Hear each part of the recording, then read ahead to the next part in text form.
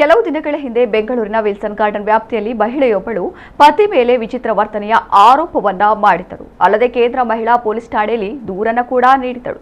ಇದೀಗ ಆ ಮಹಿಳೆ ವಿರುದ್ಧ ಆರೋಪಿತ ಪತಿ ಗಂಭೀರ ಆರೋಪ ಮಾಡಿದ್ದು ಪ್ರಕರಣಕ್ಕೆ ಟ್ವಿಸ್ಟ್ ಸಿಕ್ಕಿದೆ. ಆತನ ಹೆಸರು ಮಂಜುನಾಥ್, ಆಕೆಯ ಮೂರನೇ ಪತಿ. ಈ ಖತರ್ನಾಕ್ ಲೇಡಿ ಬಗ್ಗೆ ಗಂಭೀರ ಆರೋಪ ಮಾಡಿರುವ ಆತ, ಆಕೆಯೇ ನನಗೆ ಮೋಸ ಮಾಡಿ 4ನೇ ಮದುವೆಯಾಗಲು ಹೊರಟಿದ್ದಾಳೆ. ಆಕೆಯ ಕೆಲಸ ಬರೀ ಶೋಕಿ ಮಾಡೋದು, ಗಂಡಸರ ಹಣವನ್ನ ಬಳಸಿಕೊಂಡು ಮೋಸ ಮಾಡ್ತಿದ್ದಾಳೆ.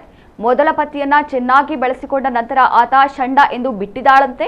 2ನೇ ಮದುವೆಯಾಗಿ ಆತನ ಜೊತೆ ಜಾಲಿ ಟ್ರಿಪ್ ಮಾಡಿದ್ದಾಳೆ. ಕೊನೆಗೆ 2ನೇ ಗಂಡನಿಗೂ ಕೈಕೊಟ್ಟು ವಿಲ್ಸನ್ ಗಾರ್ಡನ್ ಪೊಲೀಸ್ ಠಾಣೆಯಲ್ಲಿ ಇಬ್ಬರ ವಿರುದ್ಧವೂ ದೂರು ಕೊಟ್ಟಿದ್ದಾಳೆ. ಈ ಪ್ರಕರಣ ಬಾಕಿ ಇರುವಾಗಲೇ ನನಗೆ ಮೋಸ ಮಾಡಲು ಹೊರಟಿದ್ದಾಳೆ. ಆಕೆಯ ಈ ಬಂಡವಾಳ ನನಗೆ ಗೊತ್ತಿರಲಿಲ್ಲ. ನಾವು ಕೇವಲ ದೇವಸ್ಥಾನದಲ್ಲಿ ಹಾರ ಬದಲಿಸಿಕೊಂಡಿದ್ದೆವು.